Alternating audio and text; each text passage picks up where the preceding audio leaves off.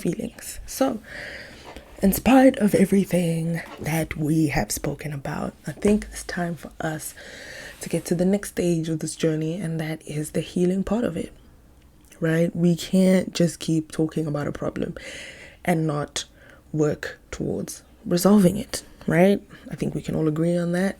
Welcome. For those of you who do not know me, Denise Network, your Madam Speaker, your big sister, whatever you want to call me. But yeah, I'm your friend. Just know that. So in today's episode, we're going to be talking about healing, right? We're going to be talking about the process, what healing is, and what forms of healing we can take, when we go through stuff. So I'm going to give you this little quote that we all hear, I think a lot of the times. Healing is not linear, but it is intentional. If you really, really want to get better, you have to be intentional about how you want to get better and going through everything that you need to go through in order for you to get better. You have to be purposeful, you have to be intentional, you have to be involved, you have to give it everything that you can give it in order for you to be in a place where you can say, I am healed, I am free, I am delivered, or whatever the end goal of that healing journey is. So we're going to look at 3 things first, right? We're going to look at therapy, medication, and all of that stuff. So therapy is rarely instant, right? I did therapy, uni, and that was the beginning of the journey, right? Although I didn't get to finish, you guys know the story, I would like to go back and continue because I do feel like there are parts of me that do need proper attention, and I need proper advice and just, all of the above.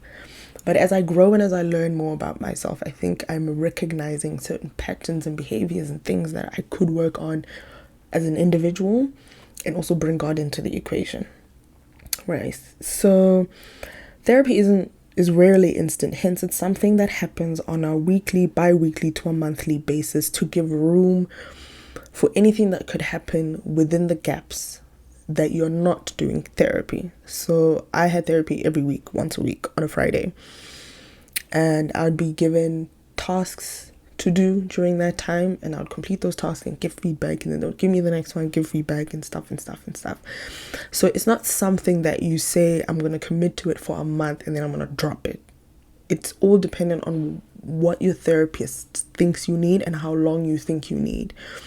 Keep going. If your therapist encourages you to keep coming and to keep doing the work, keep doing it until your therapist says, now you can start seeing me from weekly to bi-weekly, now from bi-weekly to monthly, from monthly to every 2 months, that kind of thing. Because now maybe your therapist thinks and believes that you are now in a space where you can now live independently of therapy, but you still need to check in from time to time, right?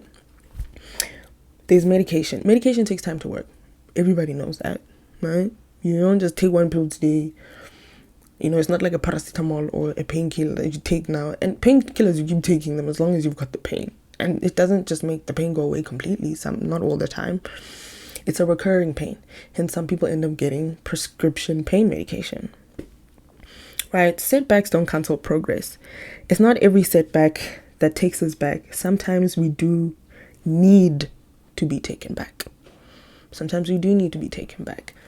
In light of just what we were talking about in the previous episodes, is that every time I'd have a conversation with someone, it felt like a setback because I was now living that person's experience and feeling what I felt maybe in a similar moment or in a similar event that person experienced. And it would not be a setback, but it would help me go back and really think about, okay, fine, in that moment, what did I feel? Why was I feeling that way? How did I respond? And then I look at it constructively and I say, man, maybe I shouldn't have responded this way to this person. Maybe I shouldn't have said that. Maybe I shouldn't have done that. And sometimes it's not every moment you go back to that you have to confront the people or the person. No, sometimes you just have to go back, look at it, think about it, pray about it, and move forward. Because sometimes you confront these people and they don't even remember what happened. They don't even care about what happened. They've moved on just like they expect you to move on.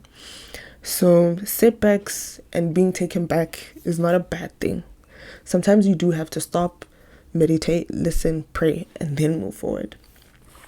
And healing is layered: emotional, spiritual, and physical. We start at the top, we work our way to the bottom, or we start from the bottom and work our way to the top. But what usually works best is starting with the seed. Where was the seed planted? How was it planted? And why did the seed grow into a full-blown tree of this negative thing that we now have to prune and cut and deal with? And sometimes we have to start by pruning it first, because it's not every tree or every plant that is cut down or from the root. Like some trees, you have to start pruning it first, and then you cut, you get to the root, uproot it, and then it's gone. And that takes time, right? So remain faithful without pretending. You don't need to pretend in your safe space or with God. Never. I think as I was going through this and I was praying about it, I was like, Eesh, but God, man, why are people in your house being tortured like this? It's not nice and it's not fair. I was very vocal about it with God. And God would be like, sometimes we are the cause of our own demise. He'd remind me that church is a hospital. People are sick, and we've all come to receive treatment, so we need to be patient with one another. And if you've recognized something is wrong, it's not your duty maybe to point it out. Maybe it's somebody else's duty. But as someone who has recognized the problem, it doesn't mean you have to be part of the problem. You can help solve the problem some way, somehow. Right? And, that's really helped me a lot in how I think and see things these days. And I've seen a lot more than I mentioned, but now it's like there's no need for me to address it, because I will leave God to do what God needs to do. It's not everything that God makes you see that you need to deal with. Sometimes he just makes you make note of it, and he'll tell you, let me do my job. And then you move on. So faith is trusting God within the process. So in the Garden of Gethsemane, Jesus knew it wasn't easy, but he knew it was part of the process. I've mentioned the Garden of Gethsemane before, where Jesus went in and he cried and he said, if you just don't make me do it. Don't make me do it. But at the end of it, he was like, this is for the greater good of humanity. So I have to be strong. I have to gather myself. I have to find strength in this. And that was his strength, knowing that he was doing this for the people he loved. And he kept going forward. He walked out of there and he was like, right, I'm ready to continue the work. So we have to be able to trust God. No matter how it looks, no matter how it seems, we have to be able to trust God. We have to trust God and say, God, it looks crazy. It looks a mess. It's not making sense. This is painful, but you have to trust God through the process. It's like learning how to walk again. And your physiotherapist will be like, it will take time. Don't rush it. And it's painful taking those steps, and it hurts. It does. But it's part of the healing process. Eventually, you want to get to a point where you're walking by yourself and you feel little to no pain. Right? So another thing is, worship does not require emotional perfection. Jesus cried to God, tears, and there's something called the groaning of the spirit, right? A lot of people, I always laugh when I look at people in church sometimes, and I'm looking at them, and maybe they see the camera is coming their way, or they see that they're now on camera. Now they feel like they have to, put on a perfect pose of worship, and that's not that. There are people that I have seen worship God in a way that even me, I was like, if only I had the guts to worship God like that. There are people that don't care who's watching and who's doing. They are doing this for God. They're doing this for their problem, for their situation. They want their situation to get better, so they're gonna do what is required. They are going to release pride. They're going to let go of pride, people's eyes, what people will think, people's opinions. They will lay down on the floor and they will cry to God and be like, God, I'm here. Come and help me. So when we are in church, or when we're having our one-on-one moments and we're in our safe spaces with people, by ourselves and with God, we need to be open, raw, and honest. If we have to cry, cry. If you feel like you want to scream, scream. If you feel like you can't say anything and all you can do is have tears streaming down your eyes, do it. Release what is within you, because sometimes what's within us is what's holding us back from trusting God. Release it. If you feel like you need to release it. Let it go. It's not going to do you any good holding on to that feeling or that thing. Release it. My hand, the moment you release it, you'll see that, man, if I had done this sooner, I probably would have been in a different place. Another thing is showing up when it counts, even when nothing is or feels different. In light of what I was talking about in my previous episodes, where I was talking about serving and just consistently showing up even when I felt like I don't want to be here.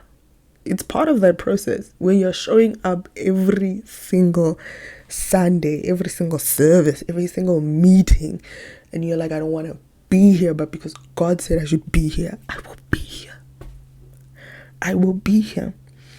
And I think these are notes that I made like months ago, and I made a little note which says serving members and mental health.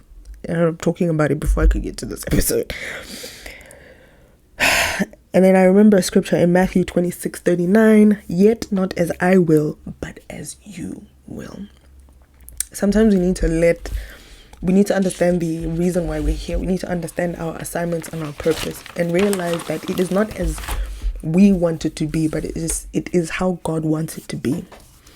Another thing is we need to release shame and comparison. Comparison kills compassion for self, right? In this healing process where we look at someone who's just in church, the pastor just prayed for someone, and now they're up and they're walking, and now we're comparing ourselves to that person. It's like, but why couldn't I just get my instant healing or my instant miracle? Why does? That takes away from the process that God is taking you through. And it also kills your compassion for yourself. Now you start blaming yourself and you start hating yourself and you start, down talking yourself. It's like, but why can't you just? It's part of the process, okay? As we are going through our individual journeys, let's not forget to show compassion for ourselves. Not for others, but for ourselves. You are doing enough, but let that compassion for self not turn into, laziness, discontentment, pride, whatever the case may be. Let's show compassion, but also we need to be strict with ourselves and say, no, yes, this is difficult. Yes, you feel pain, and it's okay to feel pain, but we have to keep on going, right? We cannot stop and sit here forever. We got to get up. We got to got to keep moving. So someone else's timeline is not your blueprint. I remember I was writing this and I was thinking about, the prophetic word that I received, and I was like, come on. And this one checked me because I have a lot of friends that are, doing amazing for themselves, and I'm so proud of them. And I look at their timeline and I look at mine and I'm like, I'm supposed to be somewhere. And then God was like, says who? And I was like, oh, says me, not you. So it's fine. I'll leave it. I'll go through the process. I'll leave it. And sometimes we're the cause of our own delays in the timelines. There's certain things that we're not doing that we know we're supposed to be doing. But because we're not doing that, we are delaying ourselves. So before we point the finger at God, let's point the finger at ourselves first. Let's check ourselves. Let's introspect. What am I doing? What am I not doing that I'm supposed to be doing? What were the instructions? What is the word? What is God saying? What's the purpose? What's the goal? What's the drive? Let's work and move forward. So another thing is God works uniquely with each and every individual. The church is a hospital, and we all have different ailments that we all have our own individual thorn in our sides. And some days it's really bad. Those thorns, they're killing us, they're kicking us down. We're not the nicest person on earth. But we need to remember that God is working on each and every individual at his own time and juncture, and we should not interfere, compare, we should not demean, we should not condemn, we should not judge, but we should have compassion towards others. The same compassion you'd like people to have towards you, you should also have the same for others. Do unto others as you'd want them to do unto you, right? Is that not it? I think that's it.